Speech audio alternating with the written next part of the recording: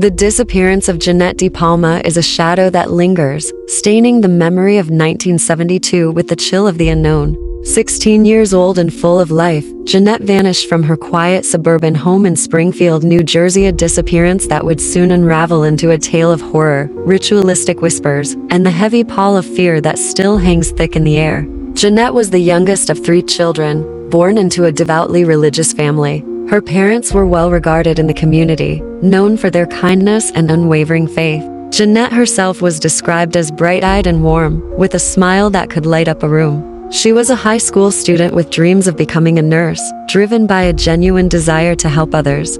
Friends remembered her as caring and vibrant, with a sense of adventure that sometimes led her to explore the wooded areas around Springfield, the very woods where she would be found weeks after her disappearance.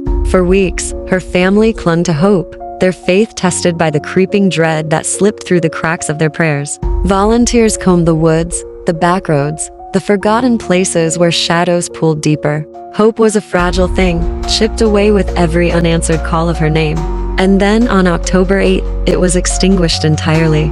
A dog, nose to the ground and eyes wild with instinct, unearthed something beneath the rotting foliage near the Watching Reservation, a discovery that would haunt Springfield for decades to come.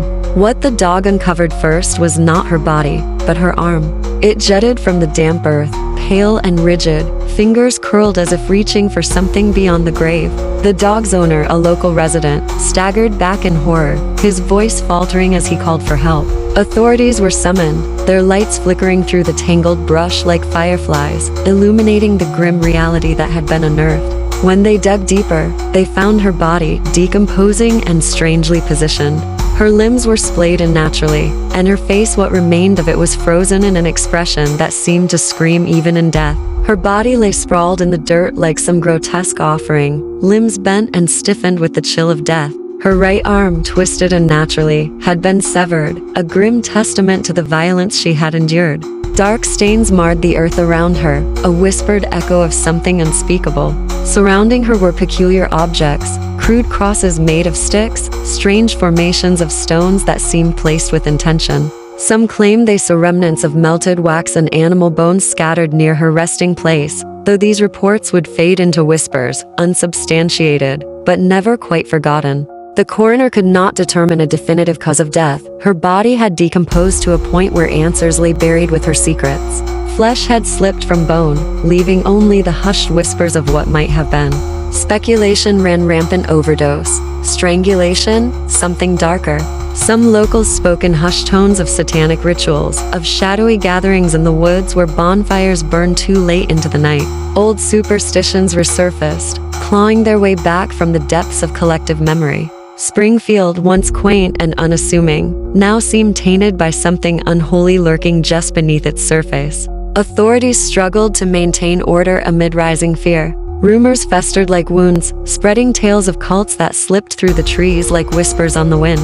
Some spoke of strange gatherings, of cloaked figures seen in the moonlight, their chants carried through the woods by the night breeze. Others claimed that Jeanette had been marked, that her death was no mere tragedy, but a ritual, a sacrifice that opened doors best left sealed. Her family, shattered and seeking solace, found none. The news of her severed arm being found first spread like wildfire, a cruel whisper that clawed its way into every household. Mothers held their children closer, fathers double-locked their doors. The town turned insular, suspicion flaring in every shadowed glance. Parents locked their doors tighter, children were called home before the sun dipped to low, and the woods where Jeanette had been found grew silent and empty. To this day, the Watching Reservation holds its secrets, its trails winding deeper into darkness than any map can trace. Even the bravest of souls hesitate to wander too far off the beaten path, fearing they may find more than they were looking for. The investigation grew colder, with evidence slipping through the fingers of those who sought the truth. Local legends sprang up like weeds, tales of witches and dark rites hidden deep within the tangled heart of Watching's trees. They said that Jeanette wasn't the first, nor would she be the last. Rituals, they whispered, needed blood to thrive, and sometimes that blood had to be innocent. The investigation into Jeanette De Palma's murder faced numerous challenges from the outset. Initial police efforts were hampered by a lack of physical evidence and leads, as the wooded area where her body was found had been extensively searched prior to the discovery. The community's fear and speculation only added to the complexity of the case, as various theories emerged regarding her disappearance and death. Following the recovery of her remains, an autopsy was conducted, revealing critical findings. The medical examiner determined that Jeanette had died from blunt force trauma, with signs suggesting possible strangulation. Toxicology results indicated the presence of substances in her system, raising questions about potential drug involvement. These findings led investigators to explore multiple theories, including the possibility of a violent encounter with someone she knew or a stranger.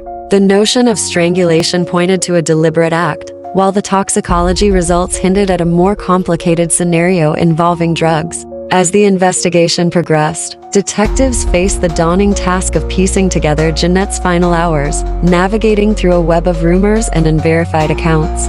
The combination of the autopsy results and the ongoing investigation underscored the urgency to find justice for Jeanette and her grieving family.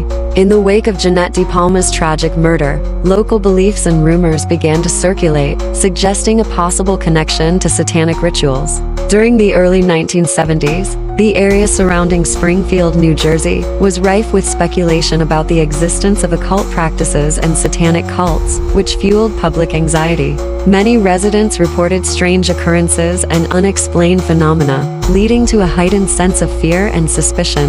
The media coverage surrounding Jeanette's case played a significant role in amplifying these narratives, with sensational headlines and stories that hinted at dark forces at play. This coverage often focused on the peculiar artifacts found with her remains, such as the crucifix, which some interpreted as evidence of ritualistic involvement. Local religious figures also contributed to the public perception of the case, expressing concerns about the potential influence of satanic practices in the community. Their statements often reinforced the idea that Jeanette's murder was not just a random act of violence, but rather part of a larger, more sinister phenomenon. This combination of media sensationalism and religious commentary created a chilling atmosphere, leading many to believe that Jeanette's death was linked to a malevolent cult, further complicating the investigation and the quest for justice. Following the discovery of Jeanette De Palma's body, a wave of panic swept through the Springfield community. Residents were gripped by fear, concerned that a murderer was lurking among them, and the sense of safety they once felt was shattered.